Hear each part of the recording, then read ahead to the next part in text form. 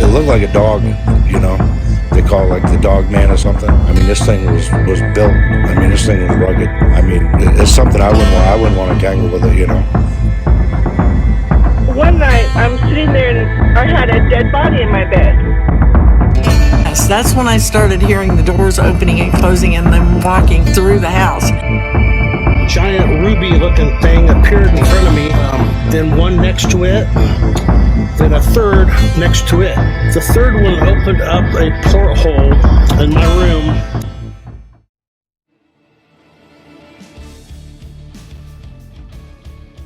In the second part of my interview with Matthew Orton from the Drunken Cryptids, he comes back for a one-on-one interview where he talks about the aha incident that happened in Fort Hood.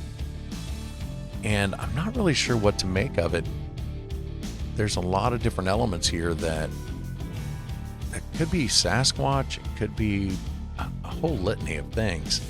But it's a fascinating encounter, and I hope you enjoy it. Assistant, my Android assistant that's under the desk right now, telling you that we are recording.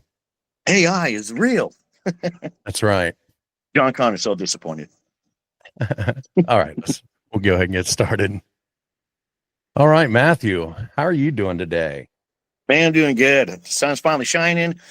I'm out in the tavern right now. I haven't been able to be out in the tavern because the weather's been crappy down here in Arkansas, rainy and cold, and the sun is finally shining, and I'm back in my tavern. There you go. So you've been in my live. And not everybody watches the live, and I still haven't edited your first interview all the way to have it as its individual episode. So why don't you go ahead and tell everybody a little bit about yourself and about your show? I can do that. I'm Matthew Orton. I'm the host of the Drunken Cryptids podcast. We do interview style podcasts where we like to know what we're doing right now. People's encounters, people's eyewitness accounts, what they've had, cryptid wise, paranormal wise. I cover everything across the board.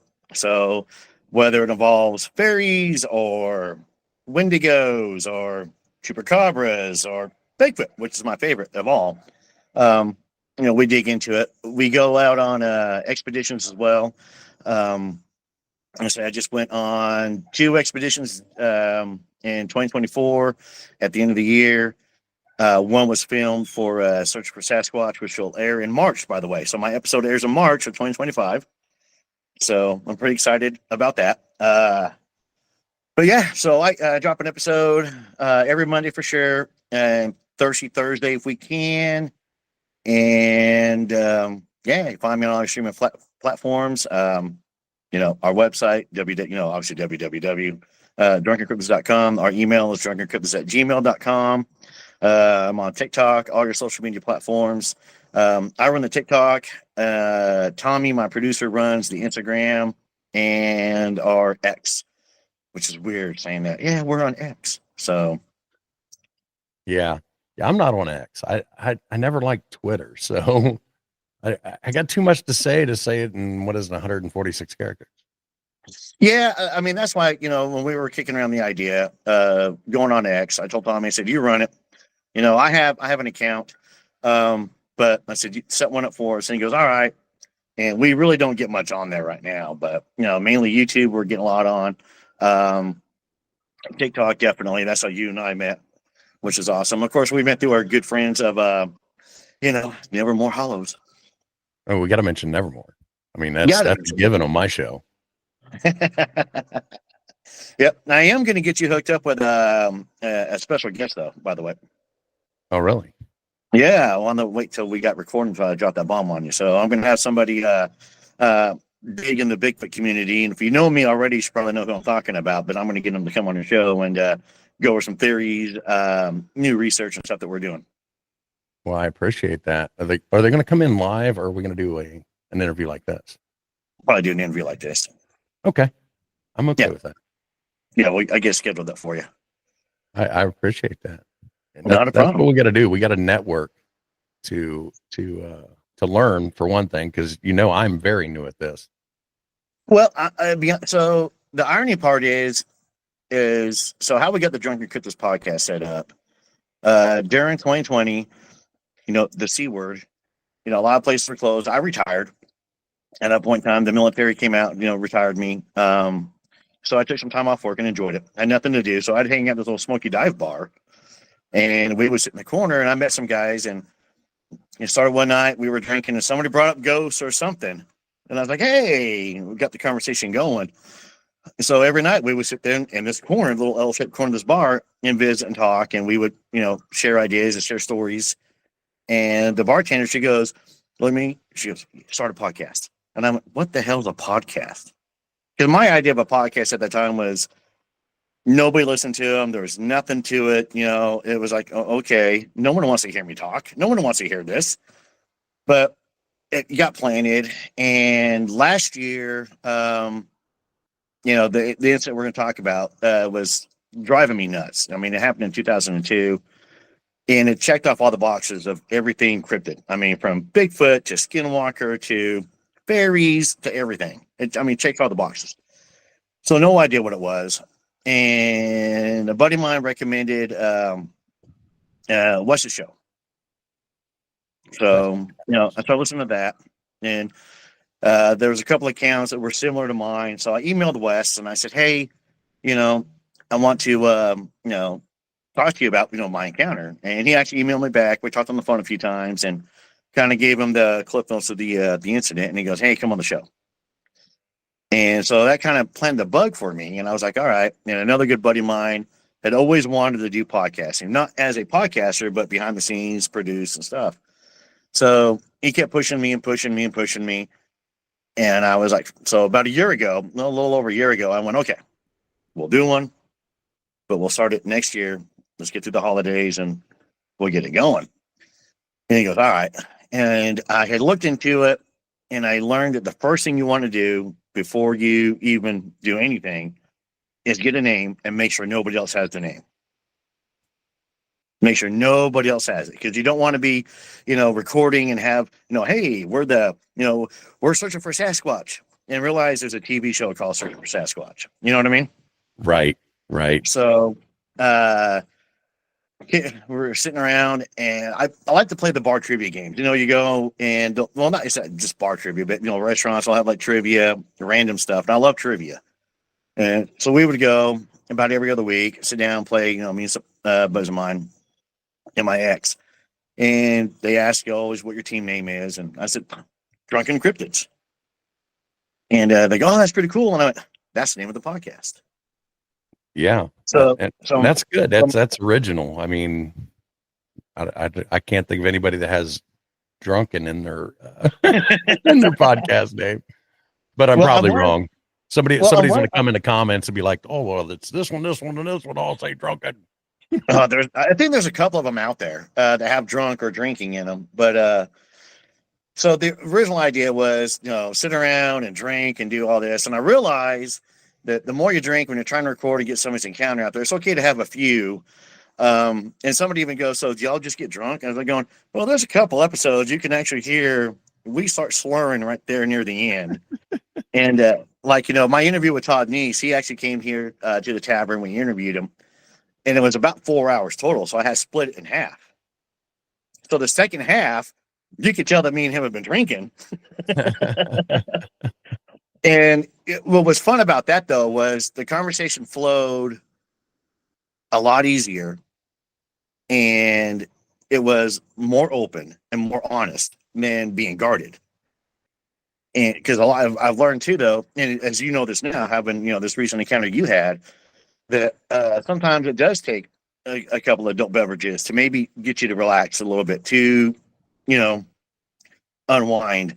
Like one of my favorite episodes, Wendy, before we started recording, she told me, she goes, "Hey, I've had 2 bottles of wine." And I went, oh, this ought to be good. And it was good. Wendy got really open. So maybe I should start doing that before my lives. Well, just don't have me on there after a Steeler game. Well, yeah, we learned our lesson on that one.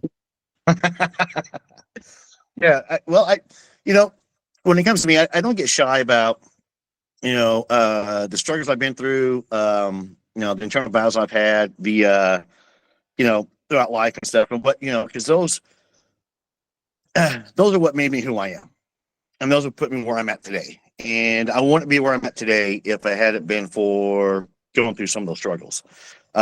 We won an award our first year podcast, and we won an award.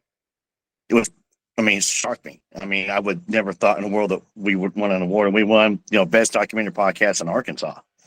And it was mind blowing.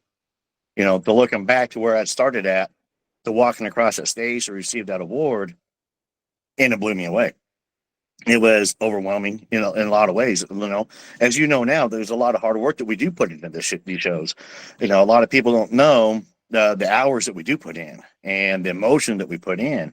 Eric from Uncomfortable, he put it best when he called us sin eaters, because that's what we're doing. We're listening to these people's accounts where you're taking it all in, and then we have to deprogram and we have to unwind, and the research and the back legwork of getting with somebody, trying to verify their encounter, trying to get them to talk and make sure that it's going to be, and I can tell everybody, like, I'll put you on the show as long as it's not going to be, we're not like harming animals and stuff, like, kids and everything like that. But, and then again, like, you'll learn too. I've had numerous people get right to the point of the time set, just talked to them 10 minutes ago, they're good to go, never hear from them. They get scared. Right. That especially happens on my show. Like, I'll have somebody in the comments be like, "Oh man, I've had this encounter. Oh, here, let me put you in the box." I chickened out. Yep. Yeah. So like my last episode, and I believe you're helping out with it. The guy that we interviewed, Jared, he went through some really dark encounters in Schweinfurt, Germany, in his barracks room. And a lot of veterans will be like, yeah, my room was kind of haunted, or yeah, it's a lot of energy put into this place. We caught a couple EVPs, ironic enough, during the episode. So I'll just warn you now, when you start doing this, you're gonna, it's a lingering thing. So I always, before record, I always try and do a quick little prayer. And then when I'm done recording, I'll do another prayer to make sure that everything's, nothing's coming through on my end, and nothing's going to, possess my house or anything. And I don't know. I'm paranoid about that. Even when I go on a paranormal hunt, I do the same thing. So when we get done, before we leave the site, if there's nothing there that we encountered, I'll still say, if you're here, you stay here. You're not coming home with me. Yeah. So I think that kind of leads us to, you mentioned it. It was lingering in your mind, your aha story. The aha story. Yep. This is, Jacob, if he was here, he would tell you, he goes, he loves aha story. And I kind of don't, mainly because of what I went through. When you retell it, you do go back there. So I guess we'll just jump right into it. I was stationed, I started 11 years, a little background. I started 11 years in the military. Before I got hurt, got full honored out, medical out, 100% disabled. So it took me a long time to get to that level, but I did, and I'm pretty proud of it. I'm saying a lot. So, wow. I'm used to doing the interview. It's different being on the other side of the microphone. It is. Well, so 2002, I was stationed at Fort Hood, Texas. I was assigned to a mechanized infantry unit. I was a sergeant at the time. And the unit had to perform a quick gunnery. So real quick on that one, for the mech, the armor guys and the people listening is that you have to be table 8 qualified. You have different tables, qualification that you have to do as a unit to be combat ready. Okay, so you're not effectively combat ready unless you go through the unit has to go through these process steps to be combat ready. So with new people coming in and old people going out and crews swapping out, there's new crews. So the unit put together a quick little hasty gunnery for the Bradleys, so they could all be table like certified for combat. And again, this is 2002. Nothing had been declared yet, but we kind of saw the writing on the wall. We're not stupid. We thought of one location, ended up being another place that we ended up going. But so the unit puts together this, qualification gunnery.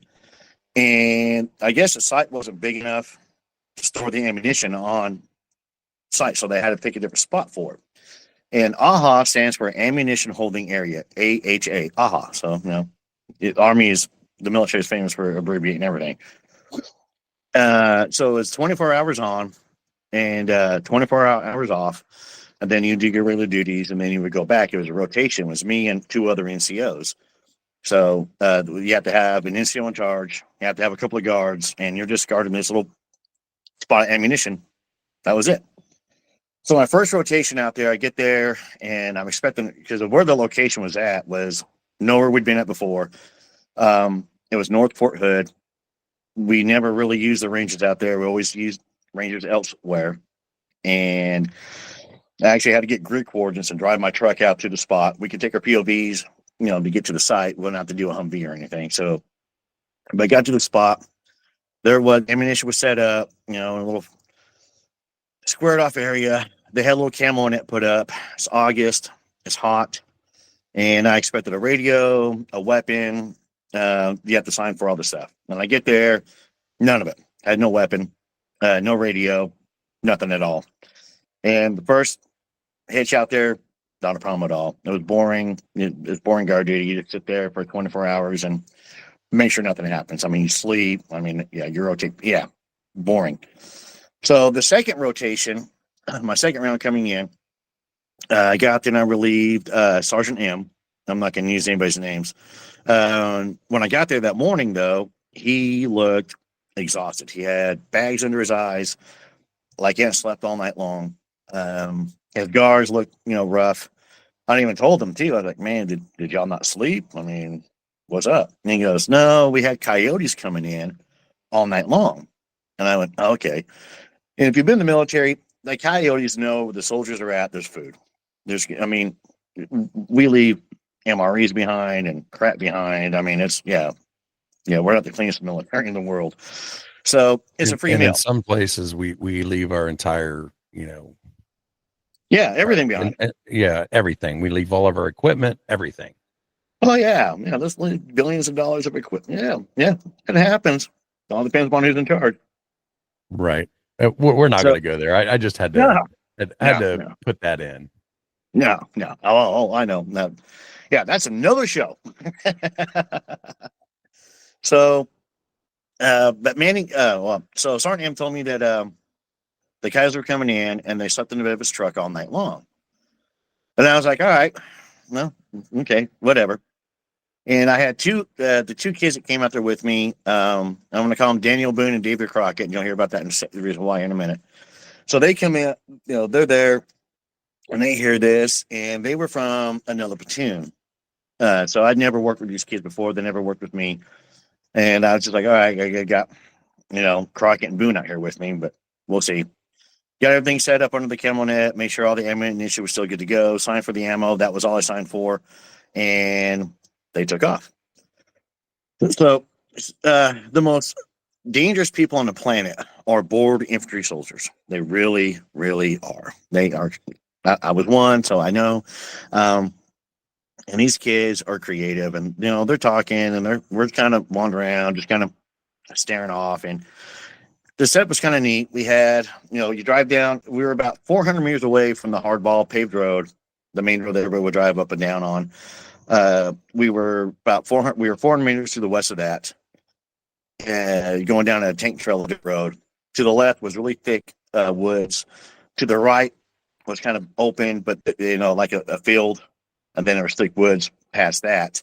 And it was probably a good about 50 to 70 meters of wide open space before you hit the woods. And then where the ammunition was at. So, and right there, the woods on our side of the dirt road, they had cleared the trees out in a lane to put telephone poles up. They never did. So you don't talk about you're on the woods, you see the the lane. A lot of hunters use that because they can spot the deer crossing. They get an idea how they're going to be moving. So we had this lane. It was off to where we're the camel net we were under was off to probably about our 1 o'clock position. You could move over and see straight down it right there past the ammo. Further down where we're at, still open, and then it got a little bit wooded. But right there was just this completely open area for about 70 meters radius. So it's a pretty big open spot. And then the camel net was there. We had like a little dirt berm that kind of went up to about 4.5 feet, maybe 5 feet at the peak. Sorry if you heard that. That was the woodpecker. So, but we I didn't hear anything. Okay, this woodpecker just went off over here. But so the dirt berm ran parallel to the tank trail on our side, and there was a thicket, really good Texas thicket, right beside the camel net. So, it was about mid-morning, and I was bored of MREs already. Didn't want to eat any more MREs, and it was payday. I remember that. And so I was like, man, I can't leave the site, but one of y'all can. Take one of y'all's vehicles, go back down the main post, go to Burger King, grab a couple of Whoppers. If y'all don't mind, I'll pay for it. Y'all come back. And So I'm like, you had a gopher. Yeah. So I had, so one of the kids volunteered. I can't remember which one it was. You volunteered. I gave him $20 and said, here, go get Whoppers. Well, about an hour later, the kid comes back with $20 worth of Whoppers. Now, in 02, that's a lot of Whoppers. Yeah, like now it's like one, but back Exactly. then, yeah. I mean, you're feeding an entire family and a half on that. Exactly. So I was like, there was some, language used, and I kind of cursed him out a little bit, and he goes, "I'm sorry, Sean." Oh, you're okay. You're okay. So we eat. We got a bunch of leftover Whoppers and such, and they're just sitting there, and the kids decided they're going to get creative. They want to build traps. Told you, infantrymen are the most dangerous people bored. They're going to get creative. So Daniel Boone and David Crockett decided they're going to build some traps, try and trap some of these coyotes that Sergeant Amma talked about the night before. And hey, Sarn, can we use some of the Whoppers? Can we do this? And I know that they probably have about a 20% chance of success of trapping a coyote out here in the middle of nowhere. And I went, yeah, y'all do your thing. Just stay out of my hair. So they do. They're out there. They go past the ammunition area, where we're holding the ammo at, and they're out there, goofing off, building these traps and making everything, right. And I'm like, all right, cool. It's August, like I said, at Fort Hood, so it's hot. Yeah, I got a pogie bait, we call pogie bait like snacks. I got my Pringles, I got some Powerade for my water, and stuff like that. Just snack around. You don't take chocolate out there because it'll melt. But yep. So everything's set up, and they come back, and everything's fine until night hits. So the sun goes down. Let's say pretty late night. It is August. So I can't give exact time, but it's going to be after 9 p.m. because of it was dark. And I've got my little flashlight out, and I've got my little glow stick chem light with me, and I'm reading my Dean Koontz novel, and I'm in my little happy place, just chilling out. When one of them goes, "Did you hear that?" And that got my attention, and I paused the book, and I kind of waited for a minute. The other guy goes, "Yeah," and I went, "Heard what?" And I said, "Well, sir, it sounded like somebody took a half canteen and dropped it. I filled a canteen and dropped it on the ground. And it makes a distinct thunk, and it's a sound, for years I spent in the military. It's a really unique thunk. It's a thunk sound, but it's, unique. So I'm listening for a moment, and we hear a car go down the hardball about 400 meters away, and it sounded like it hit something. And it echoed back to the woods around us. And I went, "That's what y'all heard." And they were like, "No, Sarn, that's not what we heard." I said, "No, that's what you heard." They argued with me for a few minutes about it, and they quit. And we got quiet. We were listening, and then heard the Humvee coming down the road from the range, and they pulled up to the ammunition, and they were swapping out the expelled brass and links from the coax and 25 millimeter, and putting it into the ammunition area and pulling out new ammo to take it back to the range so they could keep firing. So, which we were so far away from the range, we couldn't even hear them firing. That's how far away we were. So, I mean, the site location made no sense. There's zero. This whole event and the location of everything doesn't make sense. And I used to crack jokes that that unit was what I would consider like the National Lampoons of the Army. There's going to be a unit that was a National Lampoon version of it. So, but when the Humvee pulled up, I set my book down, had my can of Pringles right there where I was snacking on them at, put my chem light right there, which was a green glow stick, and walked over to the Humvee, to see who it was, to visit with them. And my guys are helping unload the ammo, and I got the clipboard there, and they tell me a box of this, and I'm checking it off on, while I'm talking to the driver. And I look over, just having a glance over at the camo net, and my glow stick was missing. And I was like, okay, well, maybe one of the guys grabbed it to use it to see serial numbers or something on the boxes. So I'm visiting with the driver. I knew the driver. We're kind of just, going back and forth. And one of the guys comes up to me and goes, "Hey, Sergeant, do you have the chem light? Can I borrow it for a minute?" And I said, "No, I thought y'all had it." And he goes, "No, we don't have it." So I rolled my eyes, I looked at the driver, and I said, "Hey, you got a chem light?" And he goes, "Yeah, man, here you go. Hand me a whole box of, chem lights." I was like, "Sweet." Because this was like gold. A box of chem lights was like gold back in the day.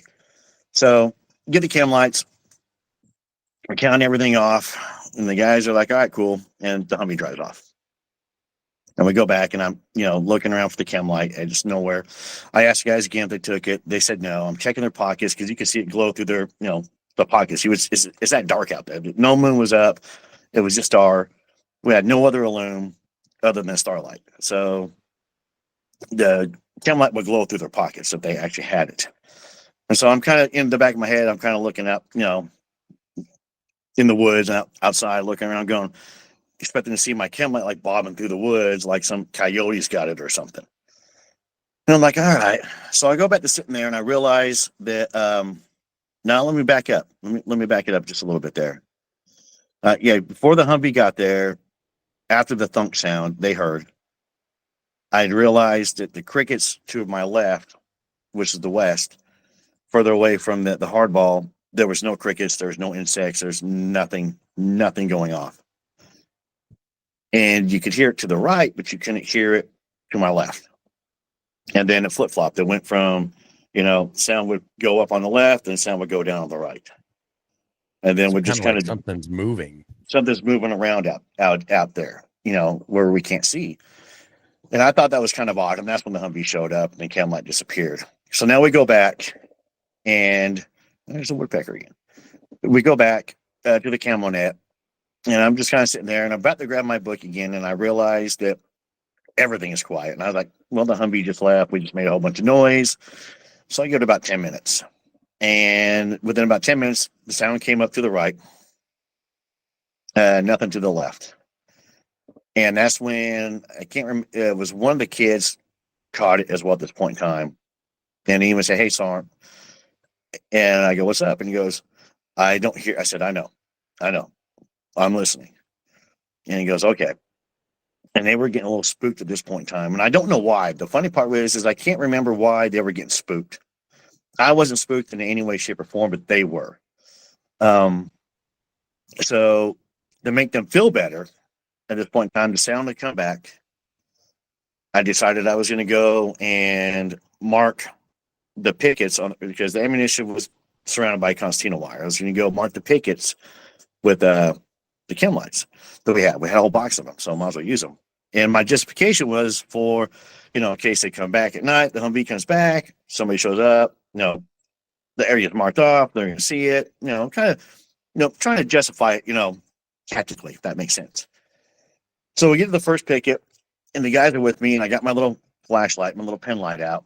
And I get there and I crack it and I shake it and I mark the picket and we walk down along the wire. I get the second one, stop, crack, shake it, mark it. As I step around the corner to go to the third one, all this happens simultaneously. I turn the corner, I hear the thunk coming from the west, and it was that canteen sound. It was a distinct thunk. I stepped into a cold spot at the same time, and it was so cold I saw my breath in the light of the flashlight. So I step into this, and the guys are right behind me. I'm trying to get back into the cold spot as I'm looking, as my head looking to where the sound came from, looking, and they're like, "Did you hear it?" I'm like, "I heard it. I heard it. I heard it. I heard it." But that cold spot was just that quick. So there's the thunk sound. Now I hear it, and I'm like, "All right." So I quickly mark the rest of it, and we go back over to the camo net. So we get to the camo net, stand there. We don't sit down or anything. We stand there for a minute, and I realize now that everything around us is quiet. There's nothing. There's nothing. There's nothing in the woods behind me. There's nothing in front. There's nothing left. Nothing. It's completely quiet. And I was like, all right, there's something here. There is literally something here. So I moved this away from the camo net, and that thicket I told you about that was run parallel to the camo netting, and moved this to that area. So I had the thicket, let's see here, probably, I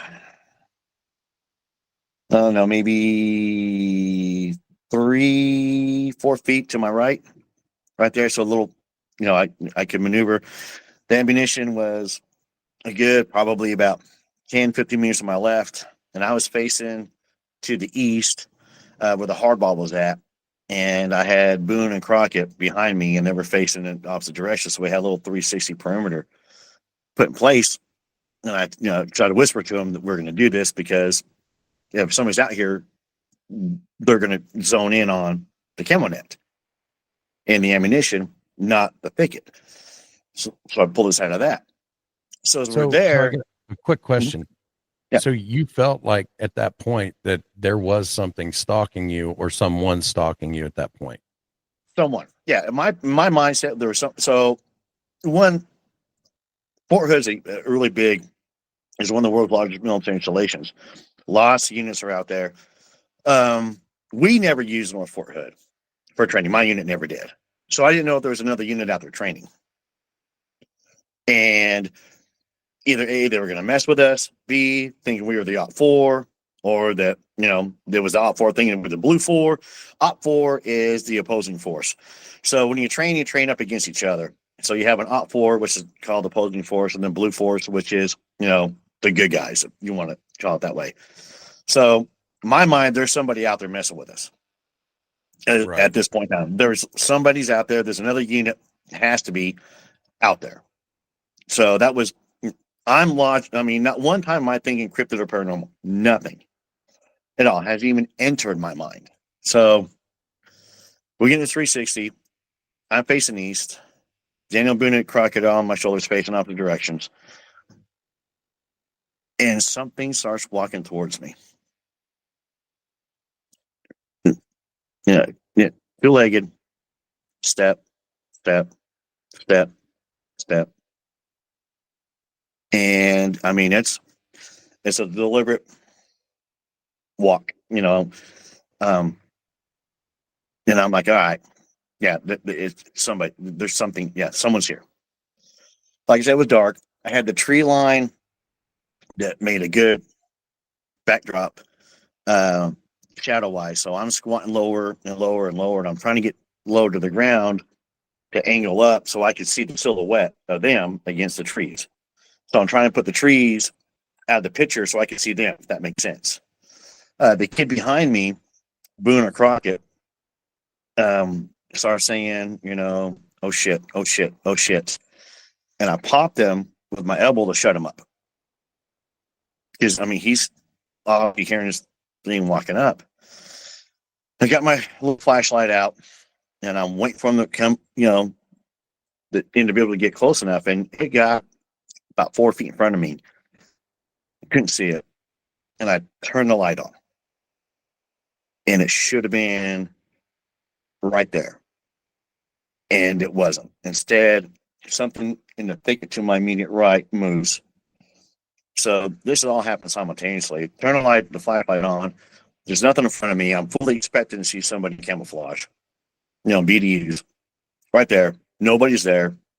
Something jumps and moves into the thicket right beside me. So I whip the light over this way. Can't see through the thicket because, flashlights, thicket's only going to go so far. So I jump up. I sprint along the thicket and I go up to the top of the berm to chase down whoever it is. And as soon as I get on top of the berm, this rock goes flying overhead, and it's not a little rock. It's a big rock. It flies overhead. It lands behind me, and it makes the sink, a big rock. When it hits the ground, it makes that sound, that thud. So I spin around, and at the base of the berm was one. I'll just go with Daniel Boone. Boone was at the base of the berm, and I raced down there, and I grabbed him, and I pulled him up by his BDU top face to face. And as I'm yelling at him, I realize that he's crying. The kid's literally, he's crying. And I was explicit telling him if this was him and his buddy and they were effing with me, that I was going to effing leave their body buried out here. And I was going to, I'm in Sergeant Orton mode. And I'm yelling at this kid and realizing that he's actually crying. Behind me in the thick woods, it was parallel to the tank trail. This log crumbles, just makes that, you step on a log, a rotted out log and it crumbles. Yeah. Not snap, not a crack, a crumble. And I let him go. And I bounced over the berm and I ran into the woods. And I got about maybe 10 meters into the woods, 10, 15 meters maybe into the woods. And yeah, it was dark. It was absolutely dark. When you say dark, do you mean like the feeling or just lack of light? Yeah. Yes. Both. It was, I stopped dead in my tracks. My little flashlight wasn't doing anything in there. And it was quiet. And it didn't feel right. It was,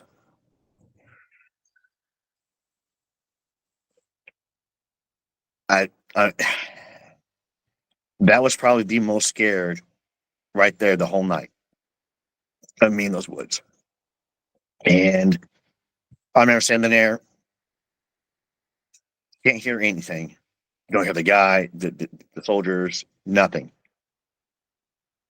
And I remember feeling I needed to get out.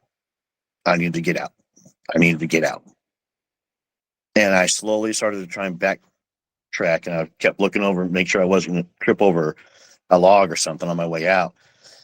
And I remember I got out and I stood there on the tank trail facing the woods with my light, still kind of standing there holding my flashlight, looking at the woods, and I felt defeated, beat. Just, it's kind of hard to put into words what I felt standing there other than defeated. If you've ever absolutely in your life been so overwhelmed with everything happening to you at the world and feels like all your emotions and everything just come crashing down at once, that's what it felt like at that moment.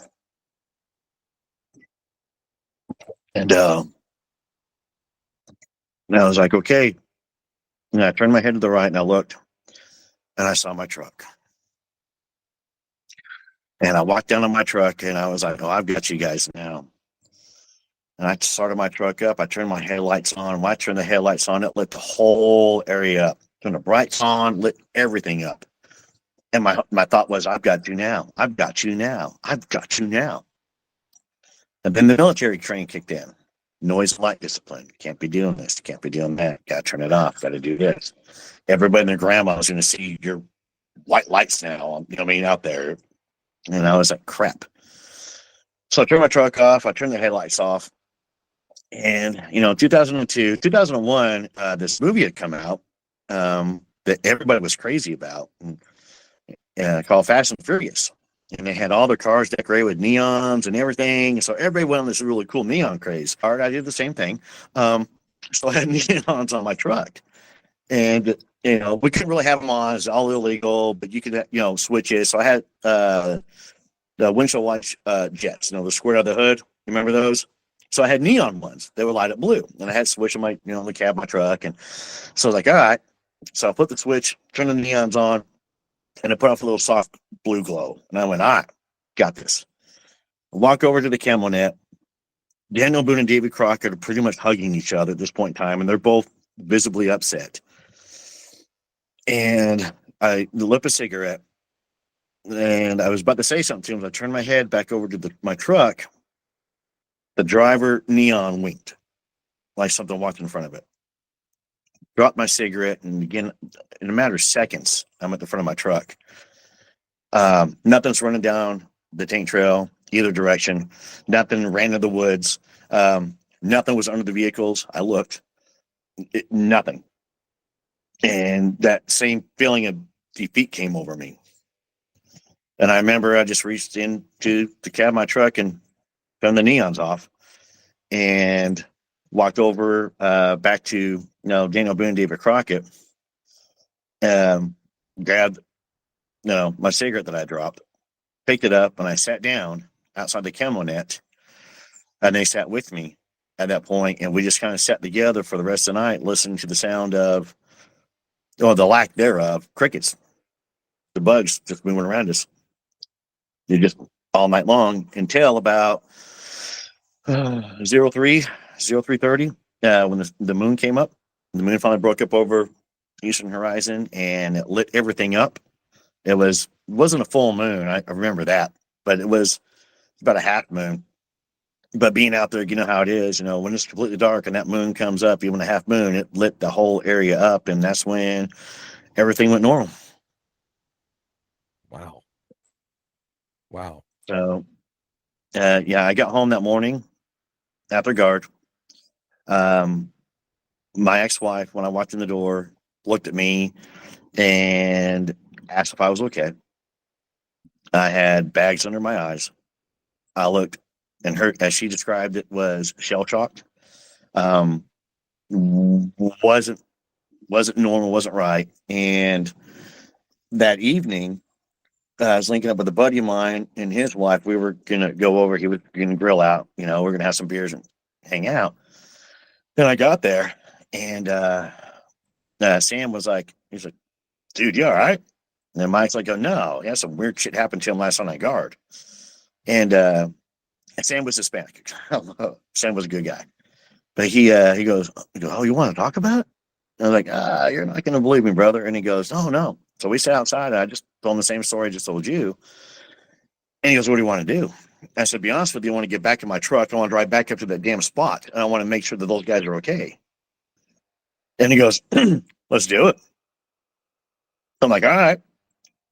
So, to Ranger NCOs, we jump in the cab of my truck. We take off. We go up there. And I pulled down the tank trail, getting to the spot. And the guys were there. And, the guy that relieved me goes, what the hell are you doing here? So, oh, man, I dropped my pocket knife last night out here somewhere. It's my grandpa's. I want to make sure I find it. You know what I mean? Trying to come up with any excuse other than I'm scared to death and I think that y'all are getting stalked. And I asked him, everything okay? And he goes, yeah. And the whole entire time we were there for about 15, 20 minutes. It felt absolutely normal. Like nothing from the night before. Nothing. It felt normal. It was gone. So, yeah. And after that, got back, a couple days later back in the unit. I got with Sergeant M, the guy that I relieved, who was tired. And I said, hey, let me talk to you for a minute. He goes, hey, what's up? And I said, hey, that night on guard duty, you said you had coyotes messing with you. And he goes, yes, coyotes. I said, are you sure you had coyotes? He goes, yeah. I got one more thing to bring up to you in a second. And I was like, okay. But he would stick to the coyote story. So remember that more. So remember I told you Daniel Boone and David Crockett put out traps with the whoppers. Yeah. So yeah, I had that written down.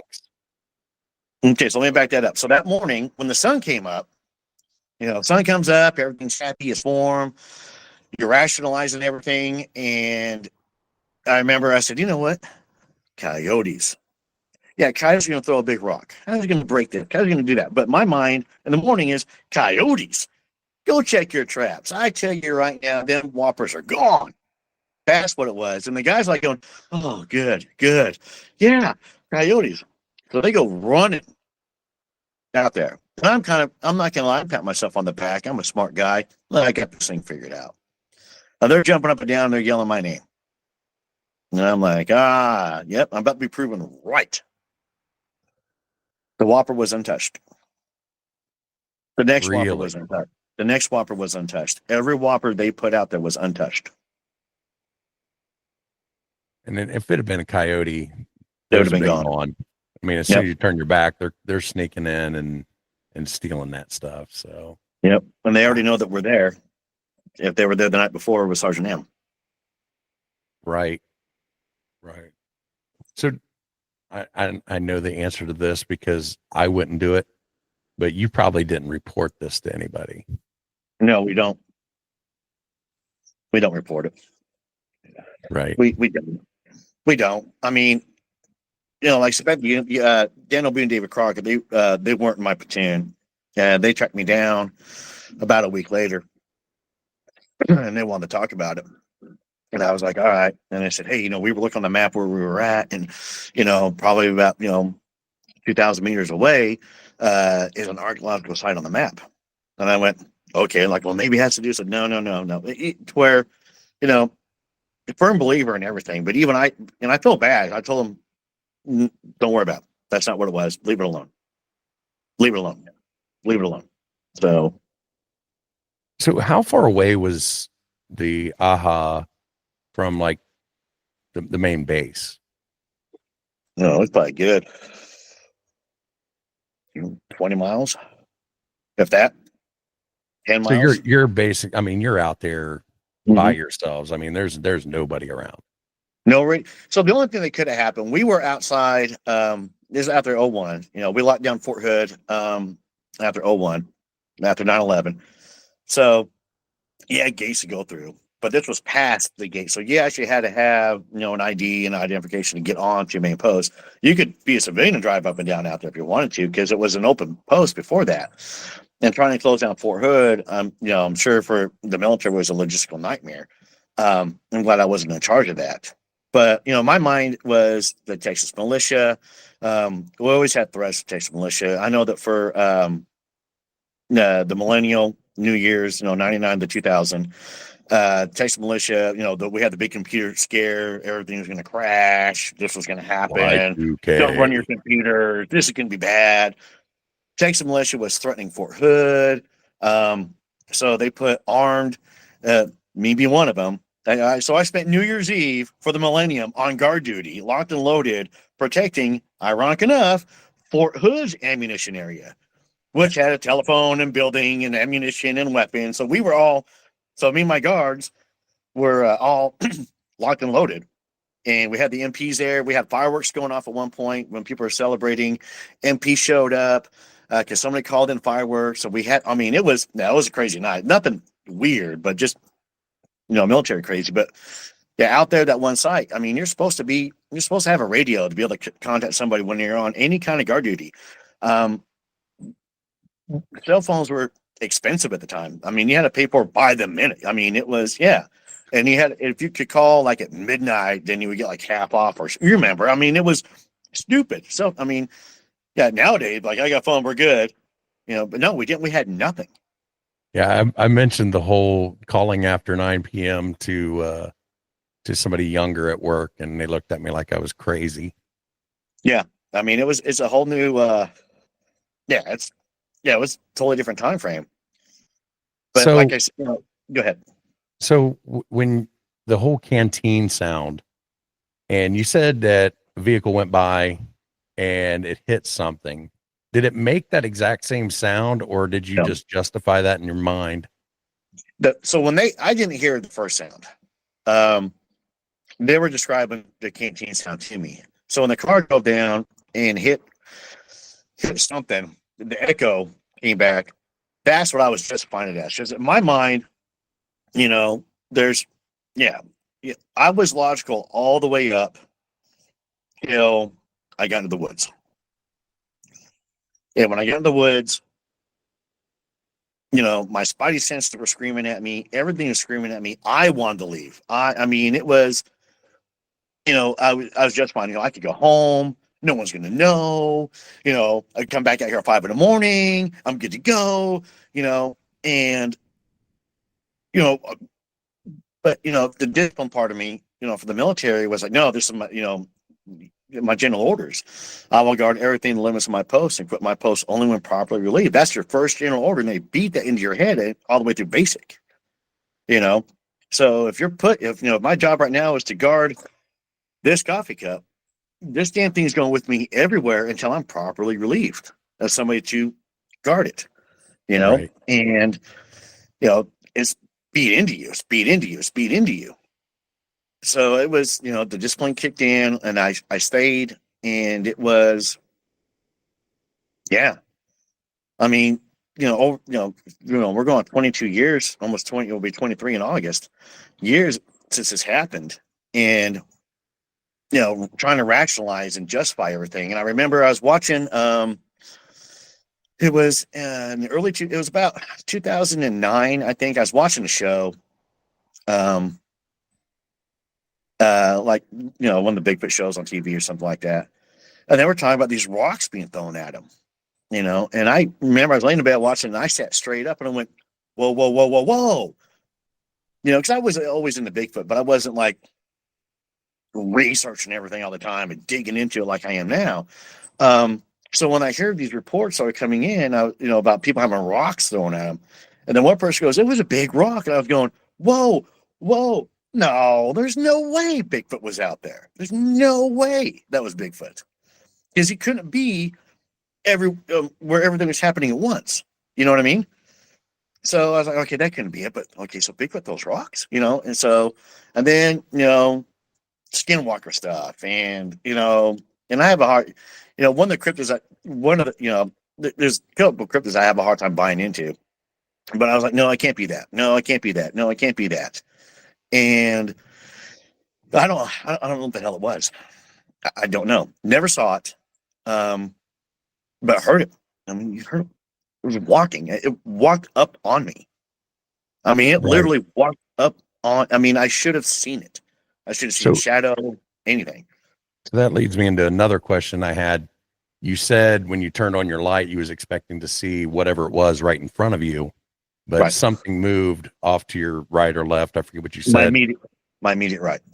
So when the thing moved to your right, did it sound big or did it sound like a squirrel? Small. It was small. Okay. So, because the light clicking on should not have freaked any. I mean, it almost reminded me like a rabbit would bolt. You know, rabbits bolt out real quick. Right. And that's what it did. I mean, it bolted. I mean, it shook the whole thicket.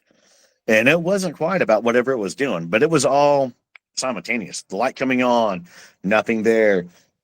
Something bolts. That's why I always use a reference of bolting, because it bolted through that thicket. And that's when I jumped up to run around, so I was going to catch whatever it was. And that's when the rock got thrown. It came in overhead. And I'm thinking, for some reason, of this thing flying overhead, that the guys behind me are the ones that are, you know, dropping rocks. So, and that wouldn't have been, you know, I'm sure people are going to be saying, you know, well, that was probably a coyote coming in. But coyotes, they're afraid of people. You know, not really. They're gonna, but I mean, they're not gonna come up and lick your hand. So, you know, true story. Funny story for you about coyotes. The National Training Center, Fort Irwin, California. We were probably about 50 meters away from these guys sleeping in their sleeping bags. And this coyote came up where these kids were at in their sleeping bags and grabbed their boot, one of their boots, and took off running with it.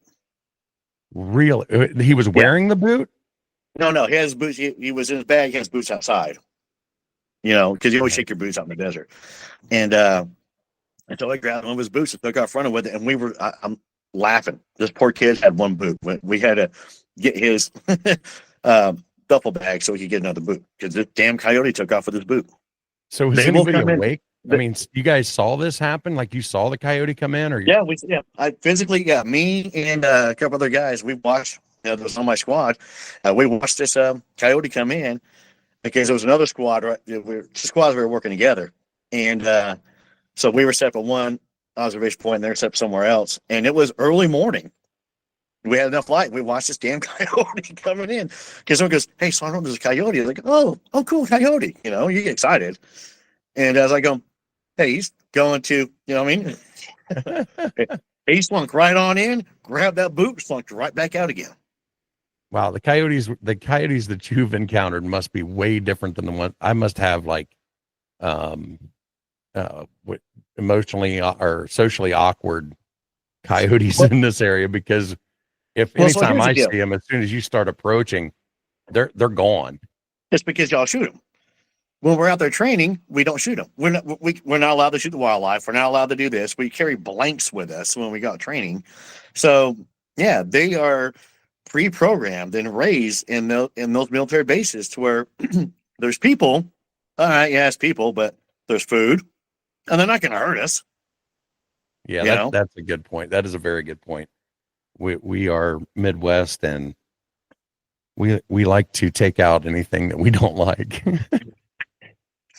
I had a soldier from Ohio, when I say something, Korea, Prickett. Instead of I don't have anything paranormal, Prickett had the craziest stories about his small town there in Ohio. And it's warmed up enough. There's a lizard on the house. Awesome. But I love the tavern. But Prickett would be like, oh, yeah, we kill everything. That's why there's nothing in Ohio, so we kill it all. And I was like, all right, buddy. Well, Ohio is a weird place, dude. I grew up in Ohio, and there's a lot of stuff that goes on in Ohio. Oh, I know. The more research I've done into it, Ohio is now like one of the big X's on that I want to go to. So, and I've got Justin and Jay from Crypts of Corn. I'll actually be at the Bigfoot Jamboree #2 this October. I'll be a guest speaker for them, and I will be there as well. Sweet. See, we're going to meet up anyways. Yeah, that's where I met Alan and Chris was at that conference. Yeah, they were so excited. Yeah, they got back from that conference. They were so excited. Alan got a hold of me real quick and he goes, "Dude, I met this cool guy, John. Oh my gosh, he does his show on TikTok. You got to meet him." I'm like, "All right, okay." He was super excited to meet you. Well, it's the mullet, you know. People can't resist the mullet. Speaking of mullets, I finally hit 350 today. You got your 350? Was it? Yeah, but we passed the timeline. Oh yeah, but you made a new timeline or a new goal. 500 by the 15th. That's a lot. It's a lot. And the mold, man, it's worth it. All right. Well, we'll keep pushing it because I got to push it for you. Yeah, I've got to put. I know I need to push it some more. I've got so many events coming up for the show. The 14th of January, I'm doing a meet and greet at this place called the Censored Monkey here. Good group of people. Actually excited about it. And, doing the podcast and stuff and getting recognized for the podcast, is kind of surreal. It really is. It's a real surreal feeling. I got stopped at, I was at Walmart this morning before we, had to run and pick up some milk, some other stuff for the day. And I wearing my, podcast hoodie. And one of the guys stops me and goes, "Drunken Cryptids." And I went, "Yeah." And he goes, "Are you Matthew?" And I went, "Yeah." And he goes, "Hey," I was like, "Okay." So it's surreal. So I was with him for a few minutes and, he asked about, a couple of questions about the show and stuff. And that was, but it's kind of surreal, and so I don't know if I could keep wearing it out there in public or not. I don't know. But, Arkansas is a small town, so everybody knows everybody here. And yeah, it's getting up there, which is nice. I'm just trying to, get a good show and get some encounters going. And like we were talking to begin the show, exchanging ideas and theories and helping each other grow, because, you may get somebody's encounter that will fit in something that happened with me and vice versa, what that happened with you. And we were like, whoa, whoa, whoa, whoa, whoa, whoa, whoa, whoa, and start mapping everything down and plotting it. You know, I like to see shows grow. I have no problem giving shouts out other podcasts that are bigger than me, smaller than me, on my show. Period. I'm all about it. You know, And that's the way we should be. We should be, you know, we're all looking for the same goal, you know? Yeah. Yeah. Why not? I had a couple more questions, but you know, this is how Fire away. we roll. You know, we always get off subject, but you were talking about where you heard on that other show about the rocks being thrown.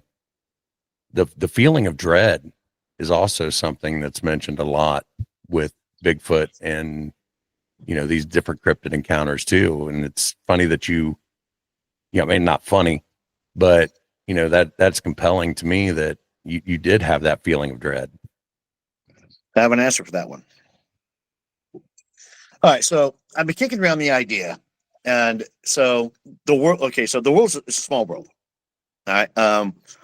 So for a while, I've been kicking around the idea of infrasound and Sasquatch using infrasound. Infrasound's used in nature by lots of animals. Tigers use it to paralyze their prey. Elephants use it to communicate. Whales use it to communicate. So why shouldn't Sasquatch use it? The dread feeling and stuff like that. It's a lot of terms now being people use like get zapped. Todd Neese had been kicking around the idea. He's gone deeper into it than me about the reason why we get blob squatch pictures is because the infrasound coming out to where it's shaking, to where it even be shaking our cameras, our phones, or whatever, our eyes even, to the point where, you know, it does kind of make them, you know, in our eyes get vibrations or shaking us up.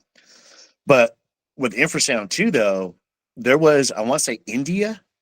There's a village in India, is it India or Africa? These two elephants were communicating to each other through infrasound. And there was a village in the middle, and the suicide rate in that village skyrocketed because, of human males. So infrasound, the government's been using it to help as a non-violent way to, you know, break up crowds, use infrasound. So, I mean, we've been experimenting with this stuff already out there. I think that, you know, what I was experiencing in those woods was almost a zap type feeling, but it is a push away, kind of a, I don't know, kind of, I know some of my words here, which is weird, but, you know, that was the first time. And I believe I got zapped again in our research area that we have. So, you know, I had, you know, Jacob, Tony, and Chris with me. You know, we're investigating the area where Chris had a Class A encounter with some type of cryptid. And after listening to your encounter, he believes it may be similar to the same creature, by the way. Which, you know, I told him I don't think so. Yours, I think, is something. I don't know what yours is, but with his, you know, chasing down the idea of being an elusa. So we're investigating the area where he had this, did a reenactment of it, and we're going through the woods, and we in the property, and we're staring across the next property, and I see something. And when I go investigate, I mean, I go armed. I'm not dumb. Because there's other things other than cryptids in the woods are going to get you. I mean, we got wild hogs. I mean, yeah, these are going to get you. And that always felt better in the woods if I'm armed. That's just how it is. So the thing is, you know, 75 yards away, because we ended up using a rangefinder on the spot, and I couldn't clearly see it. So I raised the rifle up. Of all things, I had scope on it. Raised my rifle up, and there was a branch perfectly in the way, blocking the view. Right there, I switched the iron, switched back, tried to raise back up with iron, try to switch back in to get where it was at, and was gone. And after that, the team said I was acting weird. I was skittish. I don't remember any of this. I remember the rest of the investigation just fine, where we go to the other area and we found the structure out there, all these X's in the trees, you know, which is weird. But and that's when Chris was and Tony, they were both like, dude, you were really weird. We're on the way home. Tony drove, his Jeep, and he said all I did the rest of the way home was just stare out the window. And I got home, and I remember, you might have heard me and Alan talk about this. That week, I didn't sleep. I had crazy dreams, and me and Alan had the same dream.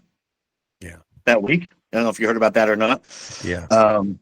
So possible zapping is something there, but digging more It's into kind of like they talk about, and with ghost hunting and stuff like that, the EMF fields can cause you to have that, they can cause depression, make you hallucinate in some cases. So, it's kind of along the same lines with this infrasound, it just messes with you. Well, the funny thing is, so Tony works with his job. They do a lot with audio, a lot of sound, a lot of electricity and stuff. And he has an app on his phone that he runs that picks up sound waves, right? All that good stuff. The irony part was, while we were there before the zapping happened, he got wild hair up his butt and broke it out. And, he knows more about the sound waves, and he goes, look, there's something here. He took some screenshots of it, and I was like, whoa. Or I actually sent to Justin, Drunker the Corn, the screenshots of it, and he goes, yeah, you can see the infrasound. Yeah, there's something under there. Really? In this area. Basically, you've got a recording of infrasound. Yeah. But you're not going to hear it. It's not actual the app recording. won't let you the app won't let you record, so you have to do a screen record of it. You have to go to your phone and do a screen record and see it going up. So when I was on Search for Sasquatch, I had the app after this, obviously. And for the night, and I can't talk about it yet because the show hasn't aired yet. I don't want to give anything away, ruin Jason's show. But while the area we went into at night, as the sun was starting to set, I was like, well, let me break this on out. And I caught a couple of little things on there. And then the night got interesting. So I got to leave it at that. We'll leave it at that, because I'm sure Jason wouldn't want you giving up everything. No, I got to save it. So getting back to the encounter, I do have one more question about, just to clarify. So when you said it walked or moved in front of the lights, it wasn't the headlights. It was those neons. The neons on the hood. Yep. Neons on the hood. Yep. Okay. Yep. That's what it was. Neons on the hood. It was the driver's side one. It was raised up on the hood, and it winked out like something walked in front of it. Couldn't tell you what it was. Just like something blocked it out. Right. Okay. It was that quick. So before we went on, we were talking a little bit, and you brought it up about the X's in the woods. Oh yeah. I would like to hear your theory on this. Okay, so everybody out there is talking about the X's. They're finding in their research areas. The crossover trees. The Sasquatch is allegedly making, because we have to say allegedly because nobody's an expert. I'm not an expert. We don't have to help. So one of my theories I'm running with, and it goes back to the area, our investigation area. So again, Arkansas being a small town. After I did the open house with Todd Neese and Jason Kinsey up there in Harrison, Arkansas, this one group that was following us on Facebook, and they came up to meet. We got talking. We got visiting. So, been doing a lot of work with them. Actually, the next open house I'm doing on February 8th is because they're putting it on. I'm going to be speaking there. So is Todd Neese. But they're investigating the properties beside ours. So we're here in the middle, they're here, and they're here, and they're having the same type of encounters all the way through. Okay. Really? And you guys didn't know this ahead of time? Didn't know any of this ahead of time. Nothing. To where the one guy on the group, I did a live interview with them, and we got talking. The one guy kind of opened up a little bit, and he said he encountered something weird. And then it fit the Bigfoot profile. I went, hang on. Chris encountered something weird that doesn't fit. I mean, the description, I got drawings of it. I'll take them to you of what Chris drew, what he saw. So he ended up, he goes, yeah, I saw the same thing. And that got me thinking, well, hold on a second. So now we got this, maybe this possible Nalusa in this whole area. There's a lot of history, Native American history up there, a lot in Bald Knob. It's called Bald Knob because it was a big rock up there, and they would say, well, let's go meet the Bald Knob, right? And so, but unfortunately, when the railroad came through, they destroyed the Bald Knob rock, right? Yeah. So anyway, but they were going through, I think, the structure that we found is big, but not big. It could be a nursery if that's what they're using it for. It could be a hunting blind as well, if that's what they're using it for. You know, because it's perfect. 2 game trails run right parallel, right past it. Right past it. I mean, left and right of it, there's a game trail. I mean, it's right in the middle of 2 game trails. The structure is. And Wes has talked about that on his show at that one property that he goes to where these structures act like blinds, because he said he could stand behind them and see the people's house, you know? Yeah. Yeah, I haven't heard that one yet. But so I was like, so when we're out there looking, I was going, maybe this is a hunting blind. Well, that whole area is covered with X's. Covered with X's. So I don't think Sasquatch is making the X's in the trees for GPS markers. Come on. They live there. This is their area. They don't need to have a marker going, oh, yeah, this is the right way. No. Do you need a marker in your living room to navigate? No. Well, sometimes, depending on how much I had to drink. But you know what, though? You're going to stumble down and make it to the bed, aren't you? Right. You can turn up all the lights in your house, and you could you may stub a toe here and there. You may bump your shin on something, but you know there's something there. You know you're coming up on it. You know, so you start filling out for it. They don't need these X's to navigate their way through. They live there. Okay, so they get rid of that theory. You know, in my mind, I'm like, okay, so all right, no X's. All right, so they're not using it for that. What the hell could they be using it for? And then I went back and thinking the area that we're in, if there's an elusive there and Sasquatch is there. So now we got 2 cryptids side by side. I'm like, okay, look at other stories, other encounters. So let's say you've got a Sasquatch encounter and you got a Dogman encounter in the same area. How many X's are they spotting? What if these are warnings to the other cryptids? Say the FOA out of my area. This is mine. You stay over there. And I mean, people do that. Baton Rouge, it was because they saw a freaking red stick in the ground marking territory for Native Americans. You know, we do this. Yep. So my theory right now that I'm running with is the X's are there to mark territory boundaries or area for other cryptids not to go into. Yeah, that very well could be. Yeah. Yeah. So I come March, I'll be back in the woods again in our area. Like every kid-free weekend, I'm going to be living in there. Yeah, right. I've already.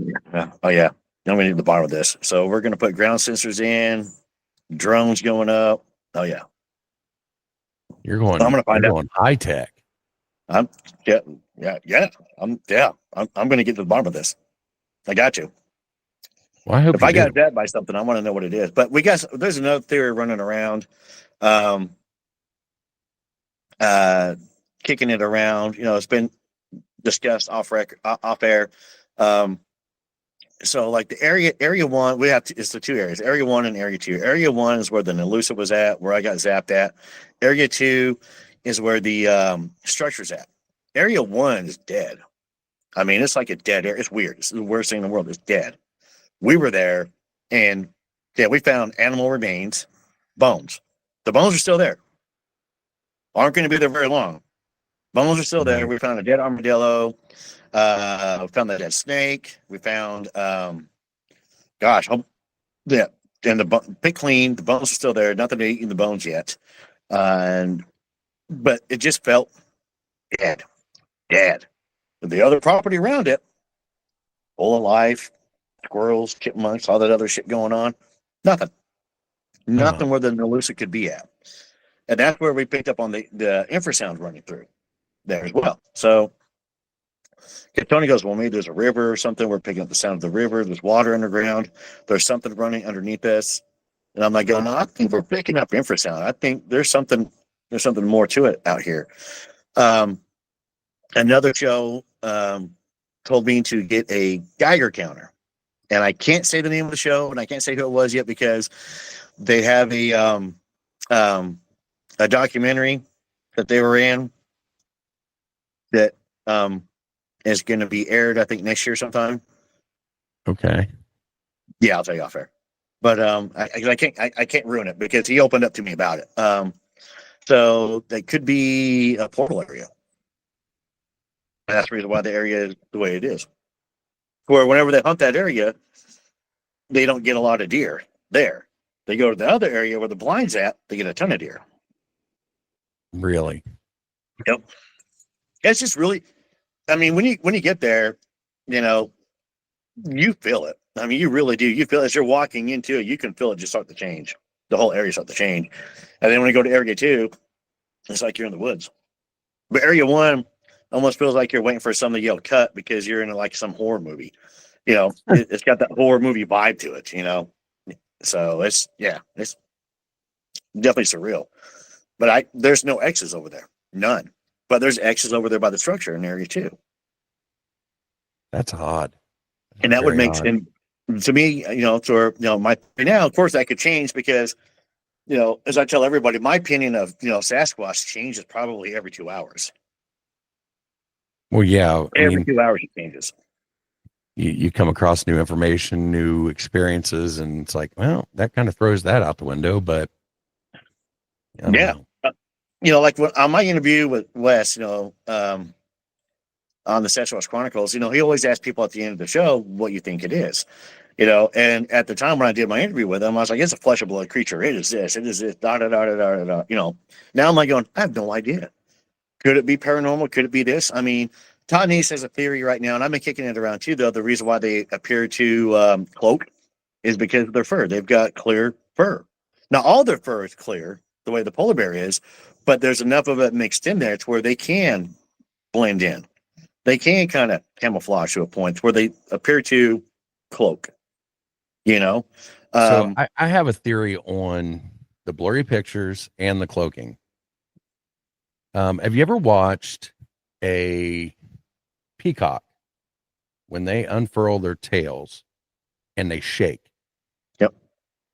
And like even with high-speed cameras, they can barely capture this movement because it's shaking so fast. Well, I grew up on a horse farm, did a lot of horseback riding and camping, and horses, and I used to know the term for what this is called, but they can shake their skin to get flies off of them or whatever is bothering them. So let's just imagine for a moment, this creature has the ability to do that with its skin, and it's got this hair that, like you said, is clear, and it just shakes it. It's going to make pictures blurry, and it's going to give it that cloaking appearance. Yep. Alligators do the same thing. Yeah. I mean, there's all kinds of animals that can do this kind of stuff, and we act like, well, it's Bigfoot, so it has to fall into, it's got to be like a man or it's got to be like an ape. No, it doesn't. No. The platypus. I mean, that doesn't fit any category either. Right. So, when the platypus was discovered, and they brought back a stuffed specimen to England, they thought it was a fake animal. I mean, I probably would have too. Honestly. Definitely. You got a beaver with a duck bill that's poisonous. Come on. And it lays eggs. Right. Yeah. It's almost like breakfast in a on the go. It is. It could be a breakfast on the go. Maybe that's what they're using it for over there. No, I mean, we discover new creatures all the time. We discover, new abilities all the time. I mean, there's so many things out there in nature that we can do. And we are so pre-programmed, though. We really are. Based upon history of what we read about in books. A lot of what we know about the animal world and about the world in general is somebody else's vision of it. You know, when the explorers went out all over the world and they were going to Africa, they were going to India, they were coming over here to the Native Americans, you know, everywhere, they would encounter, and their mindset would be these primitive people. The Native Americans are primitive animals. I mean, if you were to read the descriptions of what they were writing about 150 years ago describing people, it's embarrassing. I mean, it definitely does not play with the woke culture that's going on at all. And they would call them a whole bunch of names. What is funny is, so like, you know, a tribe, you encounter a tribe in Africa. This tribe in Africa has been there for generations upon generations upon generations. They know the land, they know the trees, they know the rivers, they know the weather, they know when this happens, they know the animals. So they go, hey, that's a giraffe. That's a giraffe. Hey, that's a hippo. That's a hippo. Hey, that's a dinosaur. No, you're wrong. Right. Right. You don't know what you're talking it's about. Funny. You're not It's educated. funny that you bring up that, you know, people thought of Native Americans or, you know, these tribes as basically idiots, you know, and dismissed everything that they said back 150 years ago. But I was having a conversation just the other day with somebody that I work with, and basically the first words out of his mouth when, you know, I brought up, you know, hey, you know, Native Americans have had encounters with these things for, you know, eons. And he's like, well, you know, that's just stories from uneducated people. So it still goes on. We're programmed that way, though. You think about our history books, all of our science books, everything has its programmed that way. You know, we can't see, you know, they'll say we can't see the forest for the trees.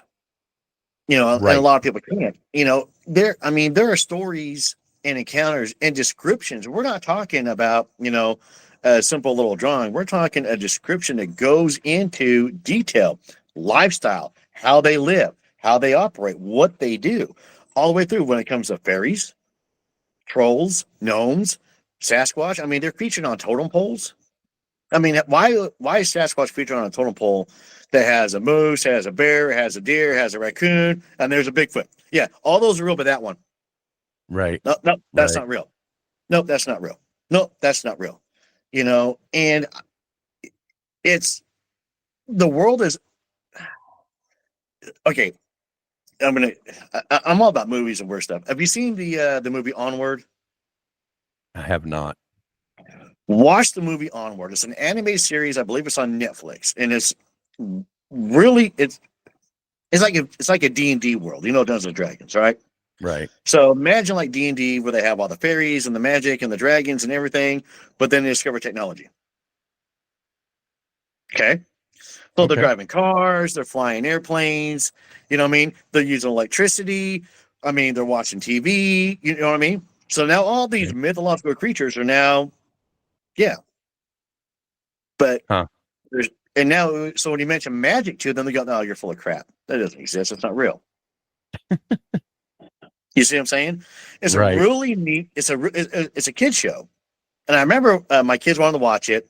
I was like, okay, it's about two brothers. Their dad passes away, and the dad was a big believer in the old ways of magic and everything that everybody made fun of him for. And he ends up getting a magic staff, and they try and bring the dad back to life. It goes wrong. It's just his legs that come back. So they're taking the dad's legs, and they're going on a quest to find this amulet to finish the spell so they could see their dad again. Because it only comes back to life for one. So it's a really neat show. You know, I don't want to give it away, but who does the voice of the brother? One of the Chris's. Hang on. He was on The Office.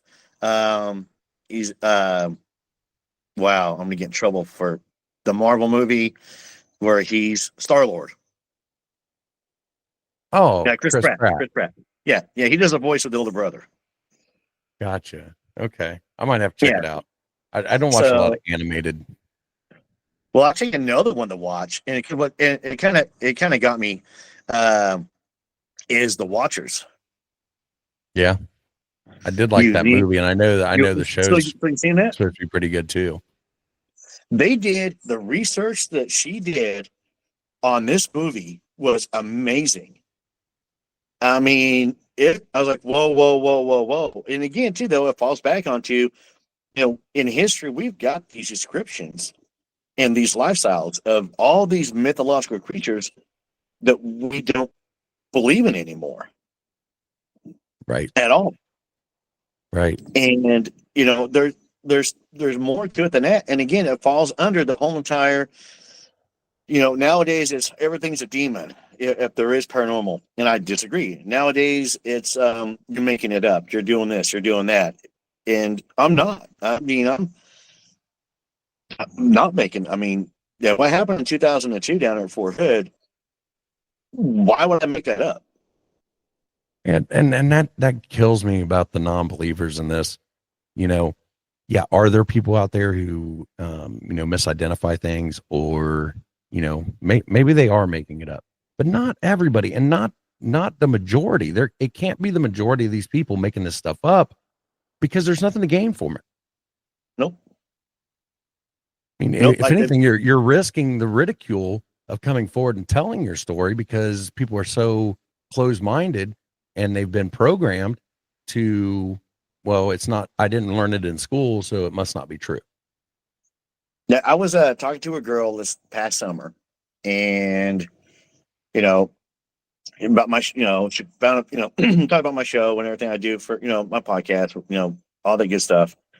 And she was on the firm belief that I was going to manifest these things into reality. And I was like, whoa, whoa, whoa, whoa, whoa, whoa. First off, if I can manifest Bigfoot and they come to my backyard and having a beer with me, by God, I'm going to manifest Bigfoot and they come to my backyard and having a beer with me.